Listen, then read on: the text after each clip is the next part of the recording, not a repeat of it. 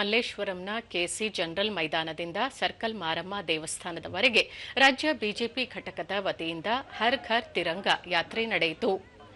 ಈ ಯಾತ್ರೆಯಲ್ಲಿ ಬಿಜೆಪಿ ರಾಜ್ಯಾಧ್ಯಕ್ಷ ಬಿವೈ ವಿಜೇಂದ್ರ, ಉಭಯ ಸದನಗಳ ಪ್ರತಿಪಕ್ಷದ ನಾಯಕರಾದ ಆರ್ ಅಶೋಕ ಮತ್ತು ಛಲವಾದಿ ನಾರಾಯಣಸ್ವಾಮಿ, ಅಶ್ವತ್ಥ ನಾರಾಯಣ, ಸುಧಾಕರ ರೆಡ್ಡಿ ಸೇರಿದಂತೆ ಮತ್ತಿತರರು ಪಾಲ್ಗೊಂಡಿದ್ದರು.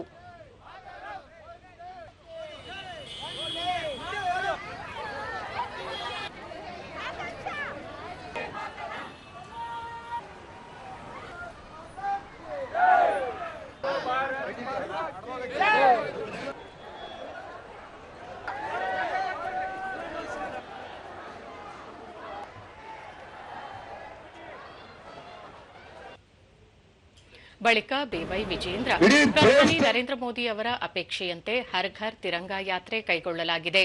ಸ್ವಾತಂತ್ರ್ಯ ಹೋರಾಟಗಾರರನ್ನು ಸ್ಮರಿಸುವ ಮತ್ತು ಅವರಿಗೆ ಗೌರವ ಸಲ್ಲಿಸುವ ನಿಟ್ಟಿನಲ್ಲಿ ಒಟ್ಟಾಗಿ ಸೇರಿ ಈ ಜಾಥಾದ ಮೂಲಕ ದೇಶಾಭಿಮಾನ ಮೂಡಿಸಲಾಗುತ್ತಿದೆ ಎಂದು ಹೇಳಿದರು. ಲಕ್ಷಾಂತರ ಏನು ಸ್ವಾತಂತ್ರ್ಯಕ್ಕೆ ಹೋರಾಟ ಮಾಡಿದ್ರು ಅವರನ್ನ ನೆನಪು ಮಾಡಿಕೊಳ್ಬೇಕು, ಅವ್ರಿಗೆ ಗೌರವನ ಸಲ್ಲಿಸಬೇಕು. ಮತ್ತೆ ಪ್ರತಿಯೊಬ್ಬರಲ್ಲೂ ಕೂಡ ದೇಶಾಭಿಮಾನವನ್ನ ರೂಪಿಸ್ತಕ್ಕಂಥ ಕೆಲಸ ಮಾಡಬೇಕು ಅನ್ನೋ ಸದುದ್ದೇಶ ಇಟ್ಕೊಂಡು ಇವತ್ತು ಹರ್ ಘರ್ ತಿರಂಗ ಯಾತ್ರೆಗೆ ಚಾಲನೆ ನೀಡಿದ್ದೇವೆ.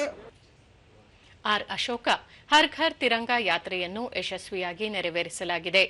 ದೇಶದ ಪಾವಿತ್ರ್ಯತೆ ಸಾರುವ ನಿಟ್ಟಿನಲ್ಲಿ ಕೈಗೊಂಡ ಹರ್ ಘರ್ ತಿರಂಗ ಯಾತ್ರೆ ವೇಳೆ ರಾಷ್ಟ್ರದ ಏಕತೆಗೆ ಶ್ರಮಿಸುವುದಾಗಿ ಪ್ರತಿಜ್ಞೆ ಕೈಗೊಳ್ಳಲಾಯಿತು ಎಂದು ತಿಳಿಸಿದರು.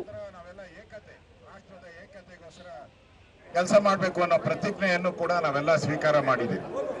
ಇವತ್ತು ಬಹಳ ಹೆಮ್ಮೆಯಿಂದ ನಮ್ಮ ನೆಚ್ಚಿನ ಪ್ರಧಾನಿ ನರೇಂದ್ರ ಮೋದಿ ಅವರು ಮನೆ ಮನೆಗೆ ತಿರಂಗವನ್ನ ತಲುಪಿಸುವಂತ ಕೆಲಸ ನಮ್ಮ ನೆಚ್ಚಿನ ಪ್ರಧಾನಿ ನರೇಂದ್ರ ಮೋದಿ ಅವರು ಮಾಡಿದ್ದಾರೆ.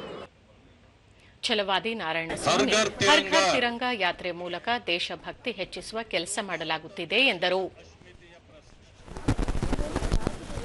ಮನೆ ಮನೆಗೂ ಕೂಡ ತ್ರಿವರ್ಣ ಧ್ವಜವನ್ನ ತಲುಪಿಸಬೇಕು. ಪ್ರತಿಯೊಬ್ಬ ಭಾರತೀಯನ ಎದೆಯಲ್ಲಿ ಈ ಮೂರು ಬಣ್ಣವನ್ನ ಅಚ್ಚಳಿಯದೆ ಉಳಿಸಬೇಕು ಅಂತಕ್ಕಂಥ ಪ್ರಯತ್ನ ಭಾರತೀಯ ಜನತಾ ಪಕ್ಷದ ಪ್ರಯತ್ನ.